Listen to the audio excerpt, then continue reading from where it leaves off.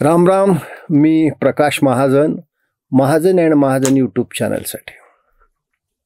या आठवड्यात मंगळवारी मंत्रिमंडळाच्या बैठकीला एकनाथ शिंदे गटाच्या सर्व मंत्र्यांनी दांडी मारली ही बातमी आली आणि त्याचबरोबर श्री एकनाथ शिंदे दिल्लीला श्री अमित शहा यांना भेटायला गेले ही बातमी आली.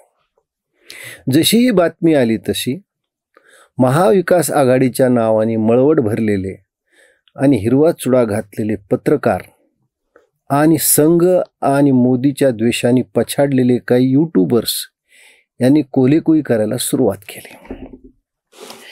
युतीमध्ये वरिष्ठ लोकांच्या गाठी भेटी होणं, आपलं मत मांडणं, आपली तक्रार मांडणं हा नित्याचा भाग आहे. पण आमच्या उद्धवजींना टोमणा मारायची तेवढीच एक संधी लाभली. एक 5 टोमणा त्यांनी मारला.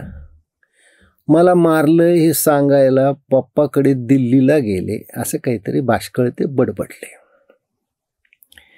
अहो उद्धवजी, आपण सुद्धा काँग्रेसच्या अम्माकडे म्हणजे सोनिया मम्मीकडे जातच होता ना. मध्यंतरी तर एक बातमी अशी होती की 2019 साली आपण भारतीय जनता पक्षाचा विश्वासघात केला आणि राष्ट्रवादी आणि काँग्रेससोबत घरोबा करून मुख्यमंत्री पद मिळवलं आणि काही दिवसानंतर शासकीय कामासाठी म्हणून आपण माननीय पंतप्रधान मोदी यांना भेटायला गेलात. शासकीय बैठक पार पडल्यानंतर आपल्यासोबत असलेले 2 उपमुख्यमंत्री श्री अजित पवार आणि श्री बाळासाहेब थोरात यांना बाहेर जायला सांगून आपण माननीय मोदीच्या खांद्यावर डोकं ठेवून धाय मोकळून रडलात अशी बातमी लुटियन्सच्या पत्रकारामध्ये होती. त्यावेळेस तुम्हाला मोदी आठवले. मग आत्ताच एकनाथ शिंदे अमित शहाला भेटायला गेले. त्याच्यावर एवढा पानसट विनोद करण्याची काय गोष्ट होती? असेच टोमणे मारण्यात तुमचं आयुष्य गेलं. एक सांगतो, राज ठाकरेंना टोमणे आवडत नाहीत. तुम्ही टोमणे मारले तर तुमची युती धोक्यात येण्याची शक्यता आहे. टोमणे मारू नका राज ठाकरेपाशी जाऊन.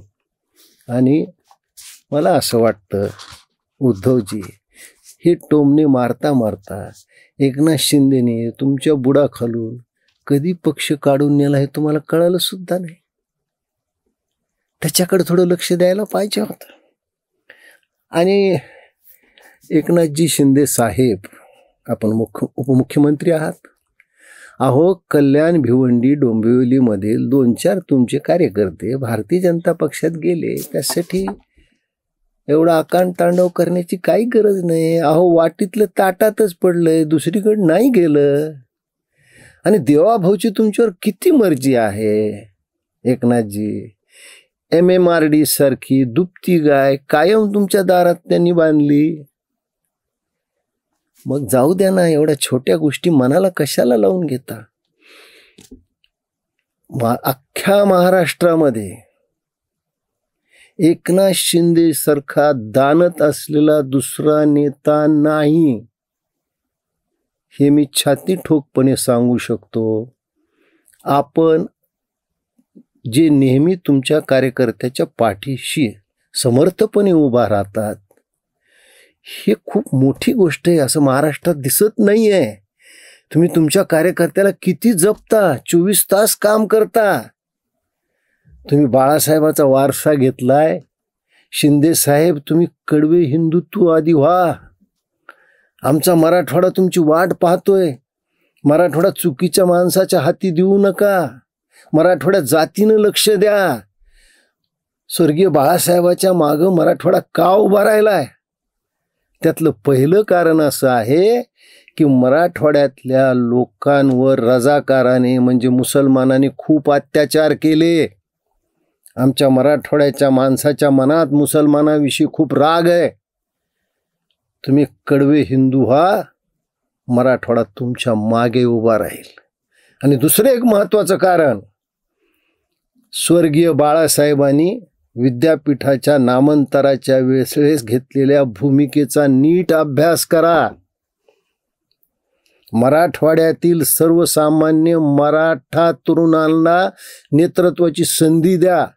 स्थानिक स्वराज्य संस्थेत त्यांना उभा करा. त्यांच्या मागं पाठबळ द्या, आर्थिक बळ द्या. तुम्ही असं केलं तर हे मराठवाड्यातले तरुण, ही मराठवाड्यातली जनता ज्याप्रमाणे एकनाथ महाराजाचं भागवत काशीच्या लोकांनी डोक्यावर घेतलं तसं हे तुम्हाला डोक्यावर घेतील. मराठवाडा तुमच्यावर जीव ओवाळून टाकेल. अहो 40 वर्ष हा मराठवाडा मोठ्या पवारसाहेबाच्या मागं होता.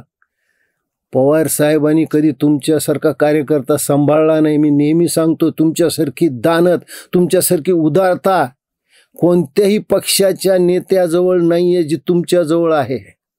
ही तुमची USP आहे. याला ओळखा तुम्ही. आणि उगाच नेहमी रुसत जाऊ नका. तुम्ही रुसला की दरेगावात जाता, स्ट्रॉबेरीची शेती करता. स्ट्रॉबेरीची शेती खूप महाग असते म्हणे, खूप खतं घालावं लागतात, फवारणी करावं लागते. थंडी जास्त झाली तरी त्रास, कमी झालं तरी त्रास, पाऊस पडला तरी त्रास, नाही पडला तरी त्रास. आणि तुम्ही स्ट्रॉबेरीच्या वेलाखाली साखर जरी घातली तरी स्ट्रॉबेरी थोडी आंबटच असते. त्यापेक्षा आमच्या मराठवाड्यात या, आमच्या डोंगराळ भागात या, आमच्या भागात पाऊस पाणी खूप कमी आहे, पण आमच्या भागात सीताफळ फार मोठ्या प्रमाणात होतं. आणि आमच्या मराठवाडी माणसासारखं सीताफळ खूप गोड आहे, त्याच्यात खूप निष्ठेचा गर आहे. एकनाथजी शिंदे, मराठवाड्याकडे लक्ष द्या. समझदार को इशारा काफी है. धन्यवाद.